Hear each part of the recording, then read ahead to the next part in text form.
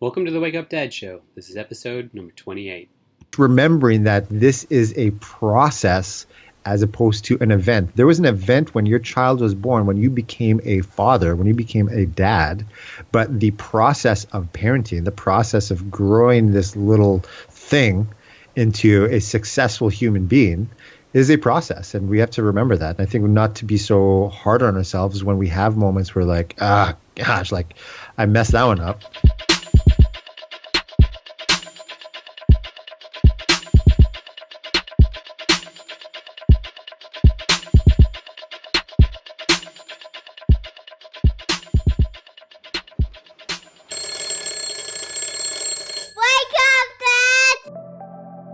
Are you confused and overwhelmed about your role in all the craziness that is being a dad?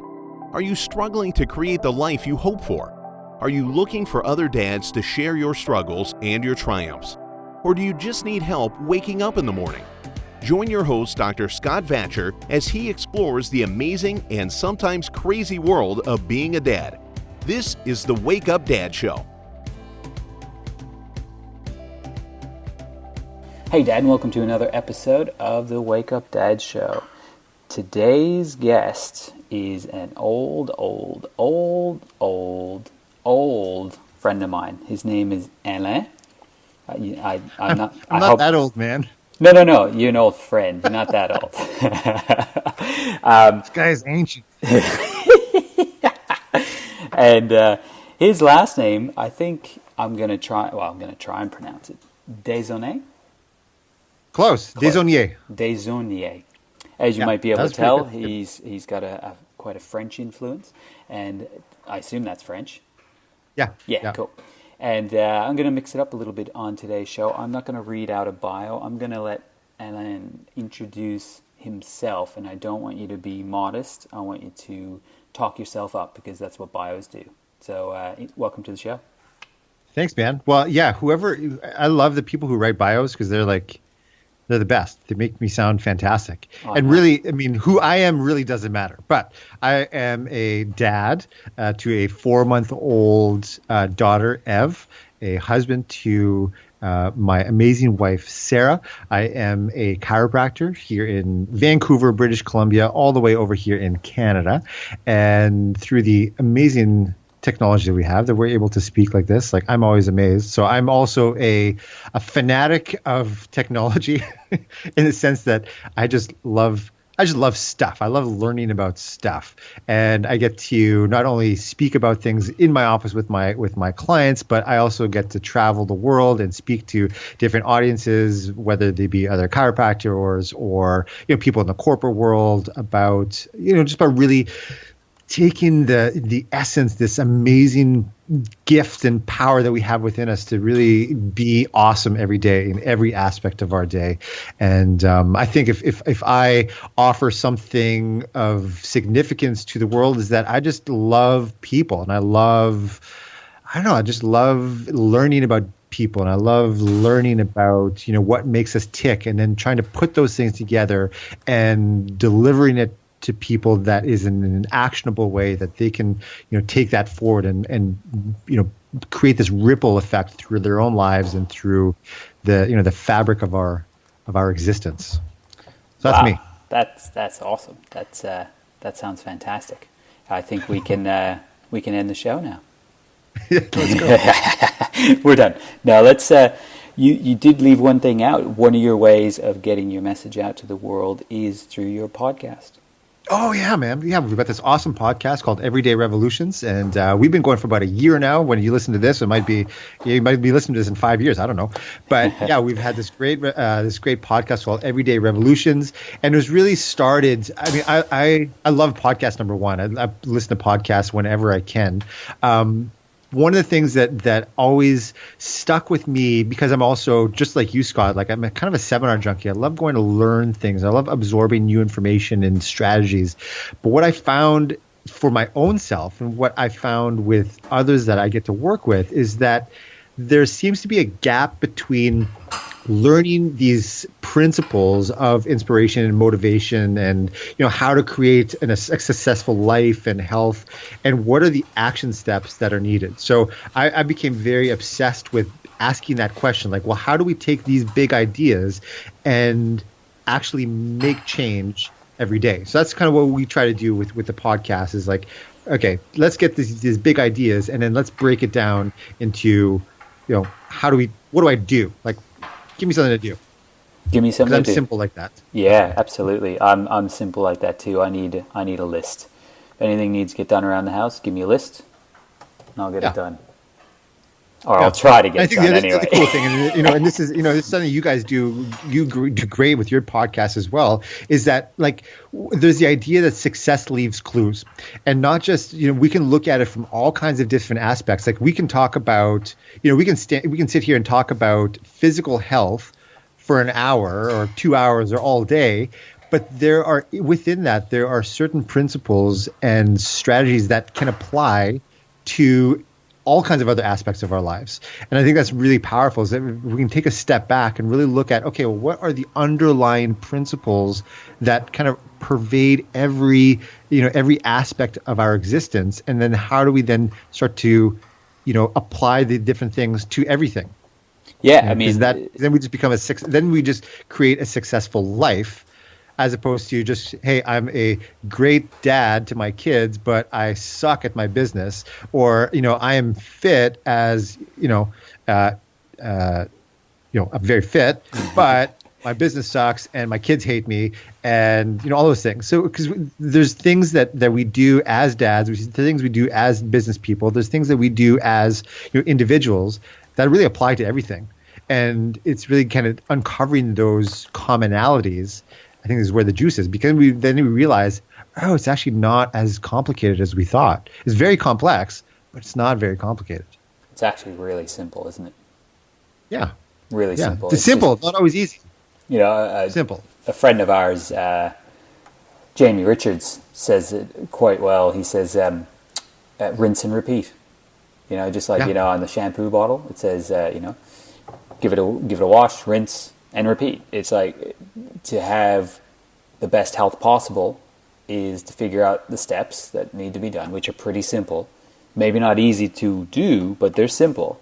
And just day in and day out. That's the way it works. And that's how you get a great life, is by doing the things that need to be done to have a great life on a daily basis, and not just when it feels good or when you went to a seminar for 2 or 3 or 4 days. It's figuring out how to make it. I like to call it biohacking when it comes to your health. What things can we do and give you the most bang for your buck. And in the 5 Ps that we talk about on the show, your purpose, power, parenting, providing, and passion, how do you mix them together? How do you, in one action, create change in P number 1, 2, and 4? How do we do that? And so how do we get the most out of life? Mm-hmm. I think one of the cool things about your podcast too is that we tend to, and I know I slip into this a lot, is that if I feel like I'm lacking in a certain area of my life, let's say in one of those 5 Ps, I will tend to throw myself into that to try to remedy the situation. But sometimes it seems like, it's at the expense of the other ones. And so I think that constant reminder, that constant kind of I've heard it said Kaizen, so constant, small incremental change. Yeah, right? Constant, never-ending improvement.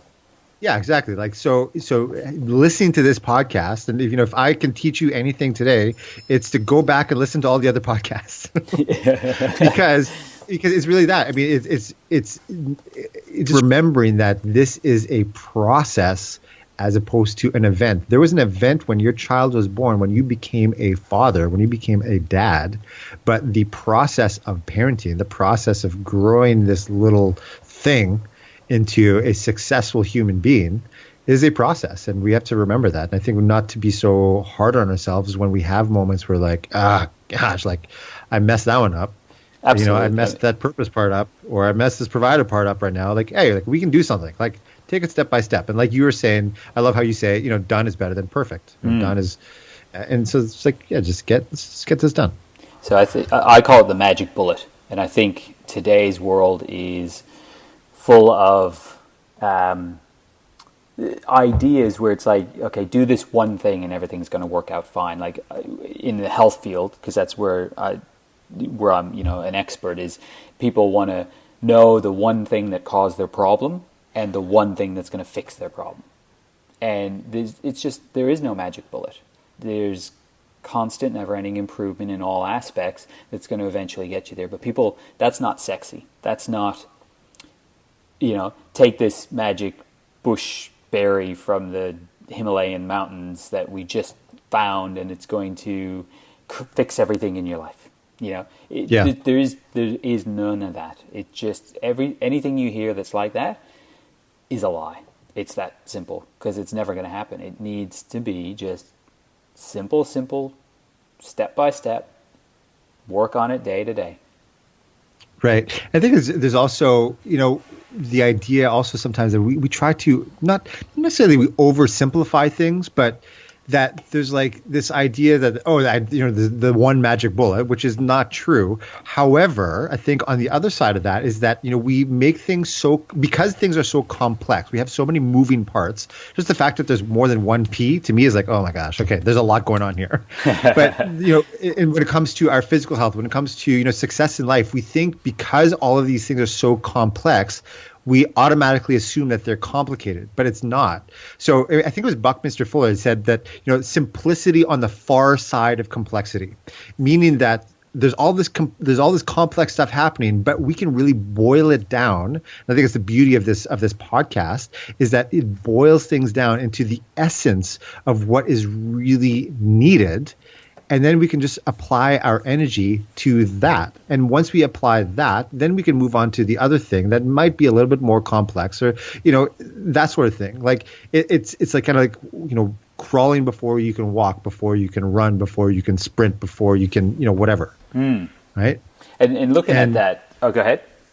No, go for it. Okay. So, let's look into that a little bit further when we look at the 5 Ps, because that's what this show is all about. It's dedicated to those dads who want more. The ones who've fallen asleep and become unconscious, they don't even know who they are anymore as men, as dads, as lovers, as people. And that's where I came up with this idea of the 5 Ps. So we've got purpose, power, parenting, providing, and passion. With those 5, is there one that stands out to you as something that you have either in the past had a struggle with or are currently struggling with that could provide a lesson to the listeners? Well, yes. Actually, a couple. Well, the first thing that comes to mind when it comes to you talk about power, and I know that power in the sense that we our physical bodies that we need to show up as best as we can, and I know it's something that I struggled with, and that especially before my daughter was born, and trying to support my wife the best that I could so that she could be happy and comfortable and healthy and everything like that, is that I let myself go. I let my own health, my own power dwindle. And so all of a sudden, when I was needed the most, when when my daughter was born, I'd put on a little bit of weight. So I know what that means is that I go through these kind of highs and lows throughout the day. I'm more exhausted than I need to. I don't have the energy that is required and that I want to have to be there with my family and for my family. But I didn't show up as the best version of myself. And I think I would tend to then take it a step further and then beat myself up over it, thinking, oh my God, I'm a terrible dad because, I've got these little love handles that are not setting an example of good health and fitness to my daughter. Granted, she's only 4 months old, so she doesn't understand a whole lot of that consciously at this point, but I know that she is a sponge and she learns from my actions. And so, but the beauty is that I recognize that, and I can then start taking appropriate action towards that, like towards making that better. And, that constant, never-ending improvement. It also creates, it's a cycle of falling, but then always getting back up. And I think that's a powerful thing for my daughter as well, is to see that, her dad is, for lack of a better term, like he F's things up sometimes, but he always does his best, and he gets back up, and he's the type of person that is going to just always do his best. Yeah, and I would expect that from her as well as she grows up. That's an important point to make. It's really what the podcast was named about. Your Wake Up Dad is the idea of, wake up and recognize where your life is. If your life is doing great, perfect, fantastic. It could always be better. There's no perfect life. I think that's, a myth. I don't think anyone out there doesn't have challenges, but it's all about looking at what's happening and being aware of it, being conscious, and then therefore being able to choose to make a decision. Because, back in the day, and I'm sure you've probably heard of the Landmark Forum and the Landmark series of seminars. Yeah, I've been through those. I've been through a couple of them. Yeah, me too. And there's, they talk about this idea of there's things that you don't know. Like I'm not a brain surgeon, so I don't know how to do brain surgery, but I know that I don't know that. There's things that like I know about nutrition and exercise. I know that really, really well. But then there's this third category of the things that you don't know.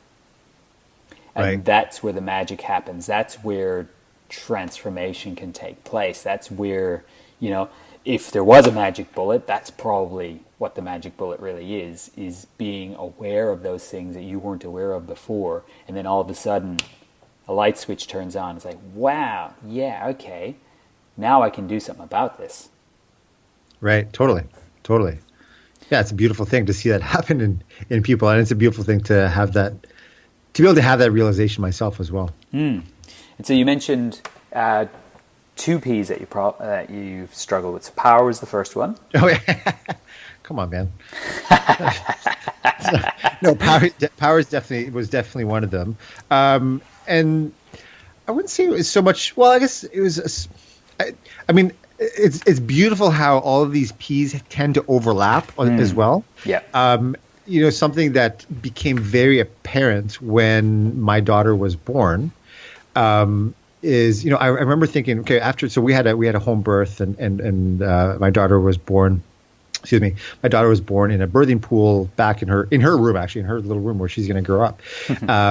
And after she was born, like we put her on my wife's chest in the birthing pool, and she was there for probably about 10 minutes or so.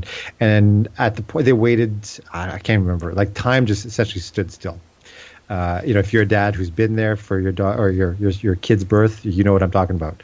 Like time it just doesn't exist anymore.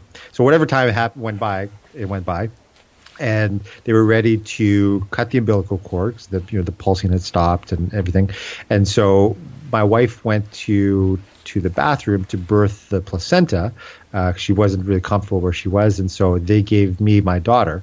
And so I walked over to our bedroom with my daughter, and up to that point I had been, not that I wouldn't say stoic, but like I was really doing my best to leave my every emotion I had other than whatever love and support and power I can transfer to my wife during the birthing process. I kind of left it out. And when I got back to our bedroom holding my daughter for the first time, like I lost it. Totally lost it. I just felt every emotion from total panic to complete ecstasy and everything in between. And one of the things, for whatever reason, it kind of came to my mind was I thought about, and I can't even remember who taught this to me kind of in this fashion first, but I remember hearing something about to live a successful life, start by living if you want to become a master of your life, start by mastering your week. If you want to become a master of your week, start by mastering your day. If you want to become a master of your day, start by mastering your morning. And it was the whole idea about, how we wake up and how we present ourselves in the day has a strong influence as to how that day is going to go.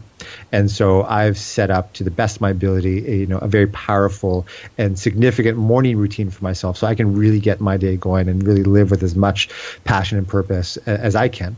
And then I was thinking about that as I'm holding my daughter, and I was thinking, so the morning of life is her infancy.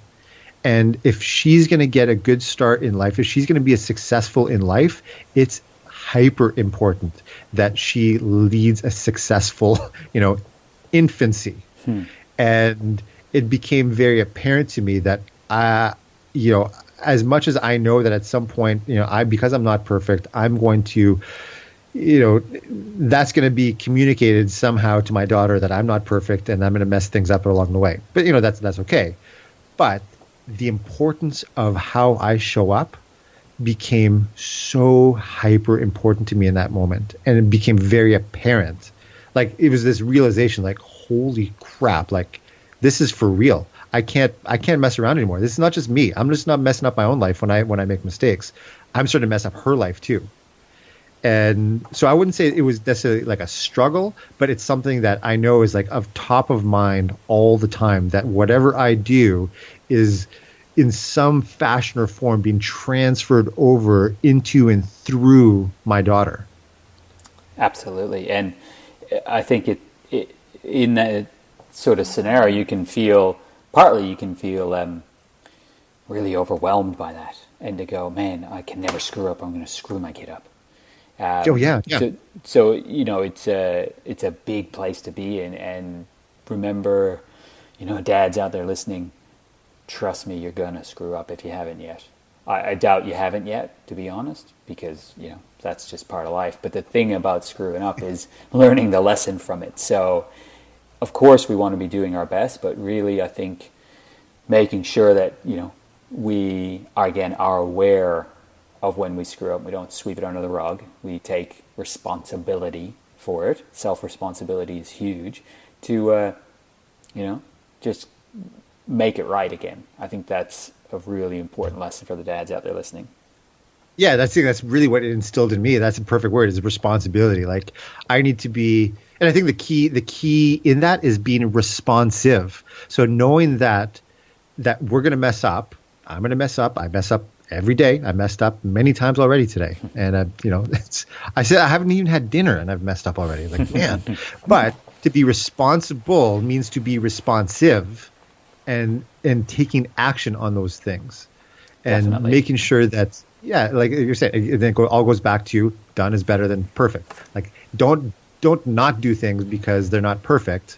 Just get them done, you know, and just take, you know, it's something that, you know, while I may not be, you know, a huge advocate for like 12-step programs and you know, recovery programs like that, there's a beautiful saying, or there's a beautiful idea that is pervasive in like all those kind of anonymous programs, like those 12-step programs, is that just do the next right thing.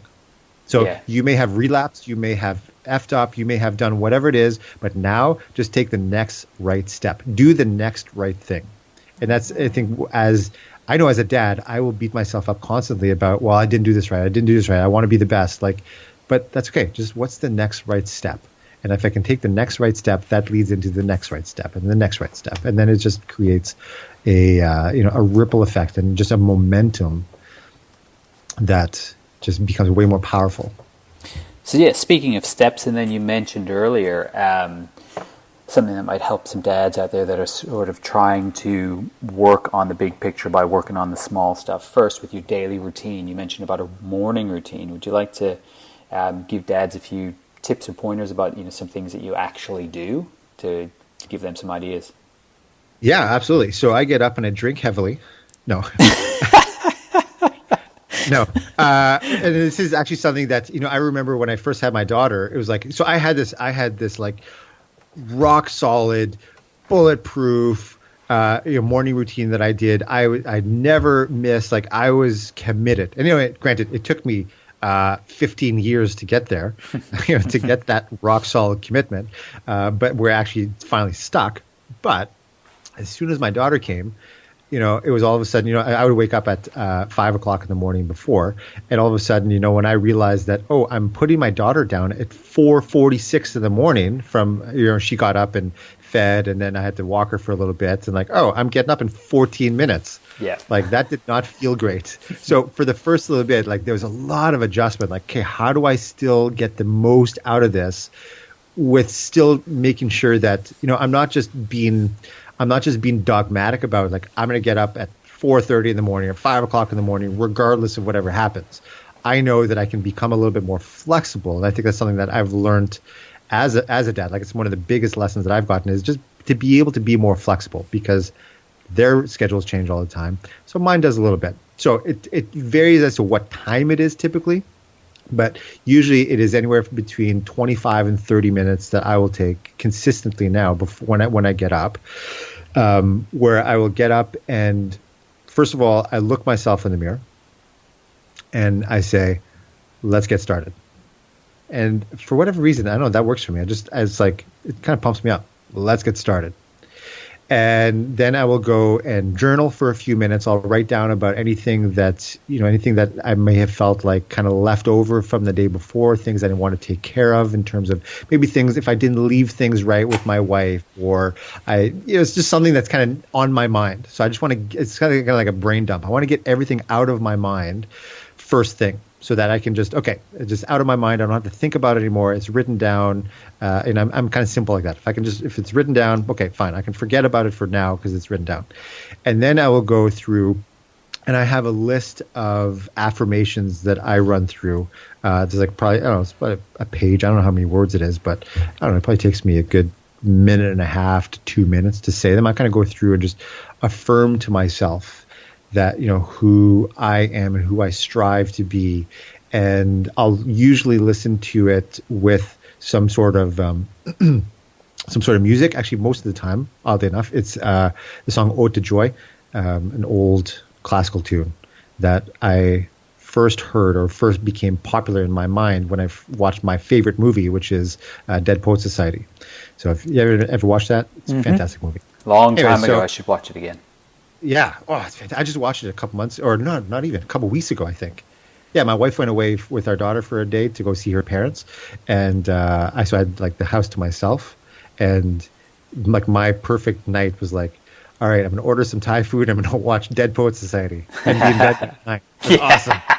Man, partying. Woo! So anyways, yeah, so they talked about, that movie's all about learning the principles to, sucking the marrow out of life and just kind of being the best that we can be and just enjoying ourselves and just living with as much passion as possible. And one of the songs that they play as in one of the scenes is Ode to Joy.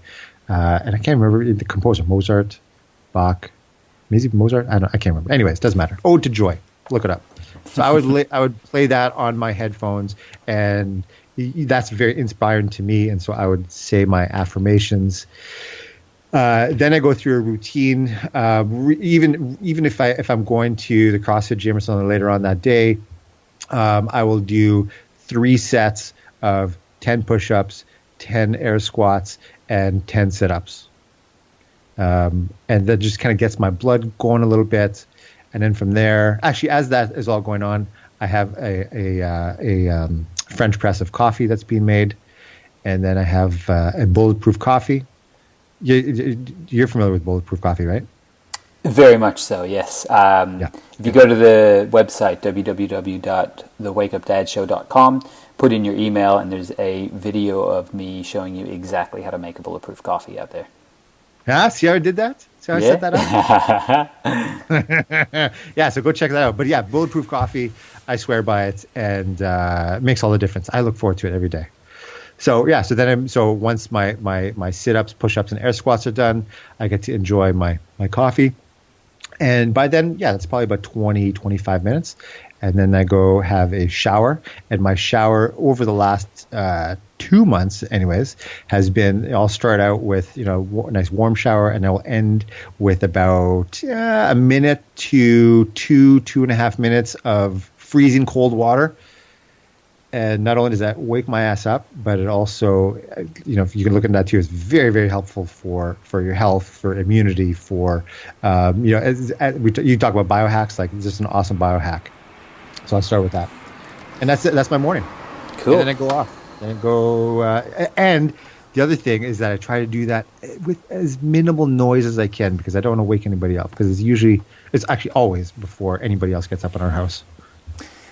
Yeah, I could never get into the cold shower thing. I tried. I guess maybe that's why I ended up in Australia from Canada. I'm just a bit of a wimp when it comes to the cold. I do know it is definitely a great biohack. So if anyone is out there loving the cold showers, then yeah, make sure you keep doing it, because it's actually really, really healthy to do. But couldn't get into it. Yeah, it's something that for the first I don't know, literally probably up until 2 weeks ago, like I would dread it. I would, but it's like my showers started getting longer and longer and longer because I was like, okay, I know it's coming. Oh, I'll just like, I'll sit in here another minute. Then I'll do it. Yeah. Then all of a sudden I'm in the shower for 15 minutes. I'm like, geez, I got to go to work. So, but now, 2.5, a month and a half, 2 months, 2.5, whatever it is, like I'm actually I guess I look forward to the after effect. It still is kind of painful to do it, but it's like kind of like we teach with everything. Like, change is not comfortable necessarily, but the payoff of it, I love. So I will endure the pain of it to get the payoff because the payoff is great. Absolutely. Yeah. I think it's like anything. You're looking at the 5 Ps and you think, oh crap, like the passion in my relationship is totally gone and it's going to be extremely painful to get that back on track. But if you start to focus on the payoff, like that's awesome. And the payoff usually, most always, is way, way more significant than the amount of pain that we perceive it's going to take to get to there. Carrot and the stick. Yeah. Yeah. Carrots are good. Carrots are good. Sticks, yeah, not so good. So tell us a real quick story about a lesson that you learned from your dad.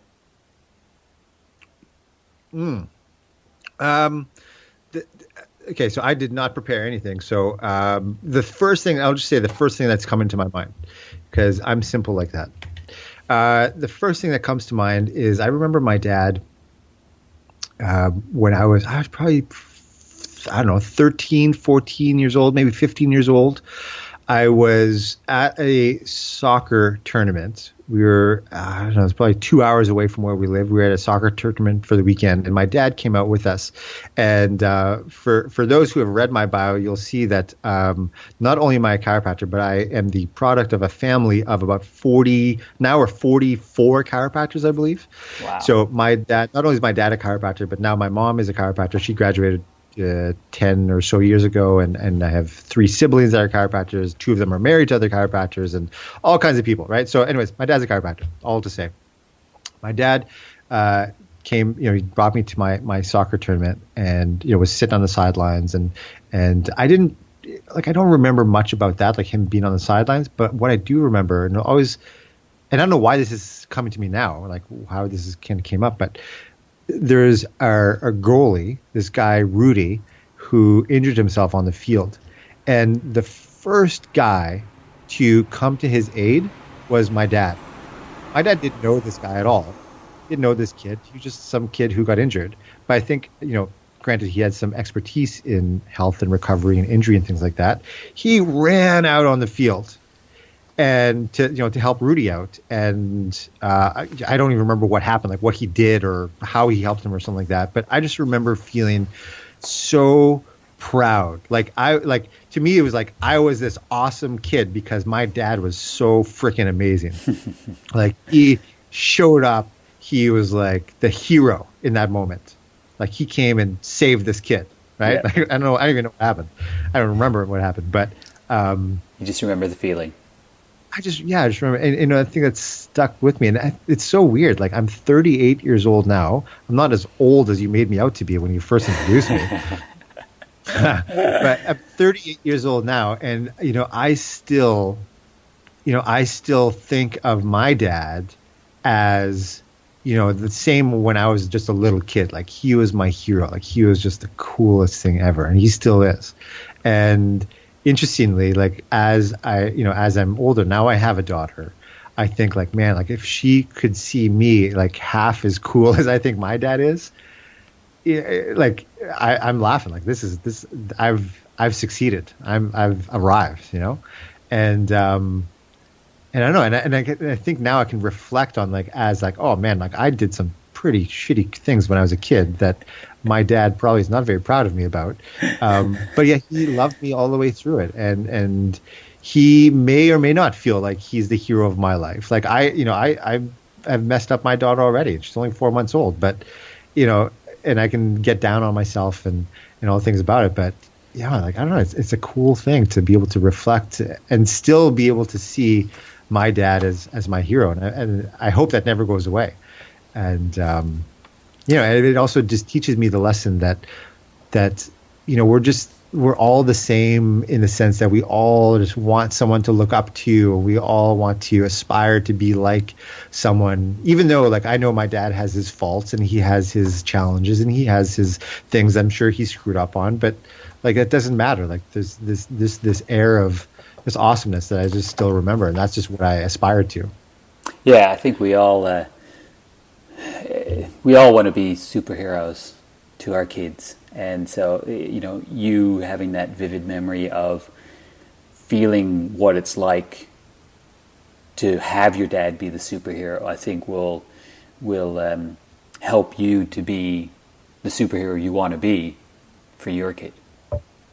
Yeah, absolutely. And so, you know, I can throw that out there for dad work for this episode, guys, is like, you know, wanting to be the superhero for your kids. Which of the 5 Ps do you need to step up to the most to create that superhero so that your kids can look at you that way? So I think that would be a great way to end the show. Fantastic. So do you get to work, dads and me? All of us. You're not alone out there, Dad. We're all working on it. We're all doing the best we can, and the best we can get better every day. So how do people get in touch with you? Well, I'm everywhere, man. The podcast, best thing. So our podcast is everydayrevolutions.net. I'm sure you'll have it in your show notes. Just go to the show notes here. Just read everything that's on. Just do whatever Scott says. That's my thing. Awesome. So, well, yeah. So, I mean, everydayrevolutions.net. You know, I'm in Vancouver. You know, I'm on Twitter at Dr. Alain, DRALAIN. I'm on Facebook. You can look me up. If you could figure out how to spell my name, you look me up there. Anyone in Vancouver, hey, I'm speaking at different things and wherever and places. But yeah, check out the show notes page. My information will be there. You're kind of a big thing. My mom says I'm kind of a big deal. Love it. All right. Thank you so much, Dr. Alain. Go to the show notes page. Have a look. Go to the website, www.thewakeupdadshow.com. Have a look around. Put your name in the map at the bottom, guys. I looked up on some of the stats, and I can see that we've got about 35 countries around the world now listening, but I do not have 35 countries on my world map on the website. So I'd love to get your names and places of where you're listening from all around the world on my world map. It is a sort of a goal of mine to get every country in the world on that map for somebody listening around there. So share the episode, guys. This is a great one to look back on. And thank you so much, Alain.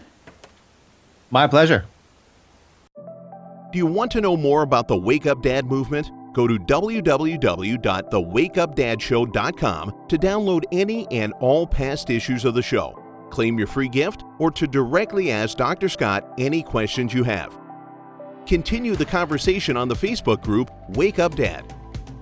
Share this podcast with other dads on iTunes or Google Play. Make sure to subscribe to the show and give us a rating so we can reach more dads. And dads, one last thing. Wake up!